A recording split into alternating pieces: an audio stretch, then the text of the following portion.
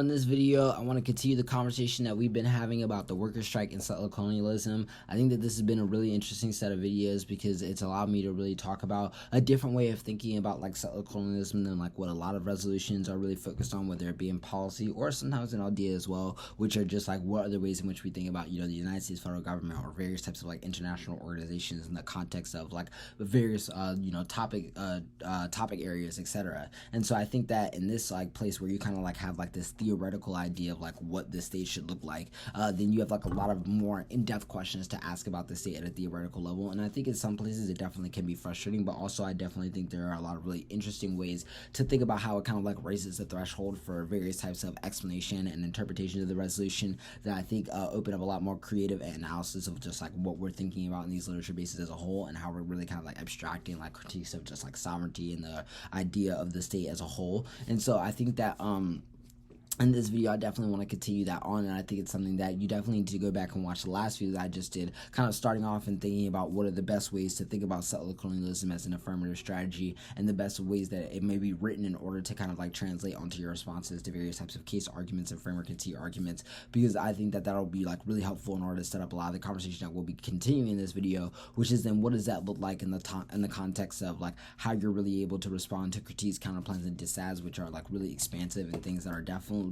stock questions that like people or stock like arguments people keep in their in-house when they're thinking about how they can respond to these types of arguments, and are definitely viable on this resolution. I think that if we're just kind of like starting off talking about criticisms, starting from like just the beginning of how I'd be considering the criticism debate from the standpoint of a team reading Settler Colonialism, I definitely feel like it's really interesting because I feel like this is a place where a lot of criticisms, a lot of affirmatives are going to be in the place of just wanting to refuse the terms of the resolution and saying no to the worker strike as a whole. It may not offer a lot in terms of having to like need to provide a necessary alternative to the state's recognition of the worker strike, because I feel like a lot of times there are like different arguments about either why those types of like methods basically just provide more offense for other teams to build link ground off of, and also why like the kind of like solvency that comes out from those affirmatives I think actually like are really able to win, that if the state is being able to be kind of like abstracted onto this theoretical apparatus, that their response could be like done at like the same level, and it wouldn't be kind of like impartial to like the way in which the resolution is kind of already functioning. And I think that actually then affects a lot of the ways in which critical teams debate each other, because I feel like it means that a lot of the ways in which teams will be really thinking about the resolution will make it harder for neg teams to really win a lot of link arguments outside of just being able to win that the kind of like they disagree with like the thesis or the theory for how you're understanding violence and its like way and the way that it kind of accumulates. And so I think that the best way for you to kind of like respond to these criticisms as a whole is to just start off by thinking about what is your kind of like link turn strategy to the way in which they're characterizing your theory of power. I feel like your argument,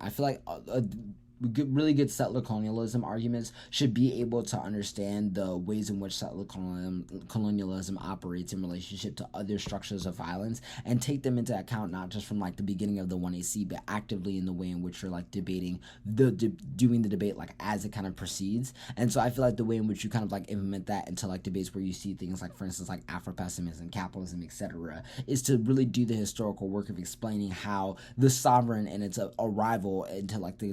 thing that we kind of understand as a central organizing system for how we recognize like what types of rights are legit, like what citizenship and agency and subjecthood and all these things look like, basically come from like a paradigm of histories that is kickstarted via colonial genocide, and not use it as a way to like win some type of root cause argument, but use it as a way to talk about like the necessity of your kind of like structural kind of like theory, and the ability for the negative to be able to kind of like tell the story of like what they're thinking about in terms of violence, and make it a question of how you're already kind of like from the beginning of the debate at a thesis level really blending the way in which you're analyzing the question of like how the sovereign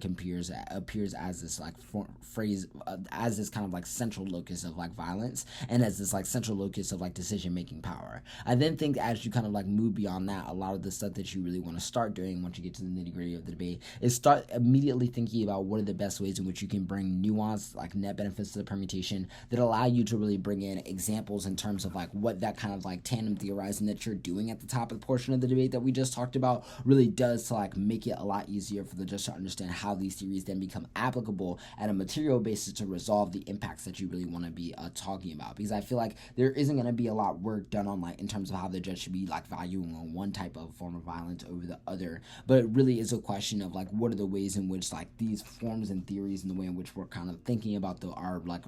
responses to these kind of violence contribute to the exact same forms of domination that we're attempting to resist. And I feel like a lot of the permutation examples that you provide in this debate can allow you to ameliorate judges' concerns about the ability for the permutation to kind of like basically recycle or continue forms of violence that are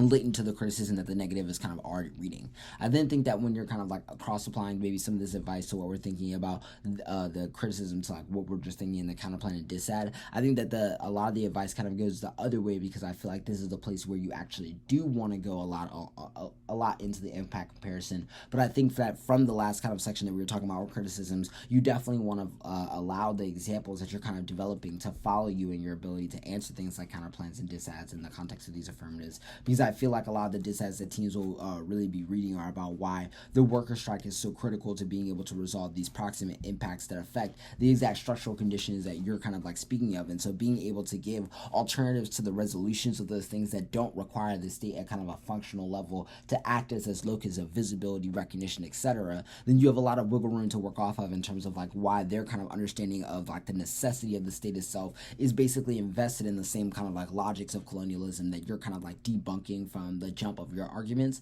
And I think it makes your life a lot easier in terms of being able to develop reasons why the kind of like responses that they're giving in terms of why they want like the immediate relief of the worker strike as a source of recognition only plays into like the forms of like move to innocence that are kind of like latent in a lot of the earlier conversations that we had about settler colonialism and some of the earlier videos when we were talking about why the kind of ability to recognize the worker strike is the kind of like cleansing of the palate historically from like the state as in general, in terms of separating themselves from modernity and its relationship to like various forms of structural violence. And I feel like you need to make a lot of arguments about how that kind of like distancing actually creates the inability to recognize the ways in which settler colonialism is continued under other guises. And I think that can allow you to contribute to some of this core kind of like sovereignty criticism that we were talking about in the first video that I started talking about what this strategy looks like on the affirmative. Hopefully this video has been helpful for you, and hopefully you'll tune into the next couple videos I'll be doing. And yeah, thank you as always.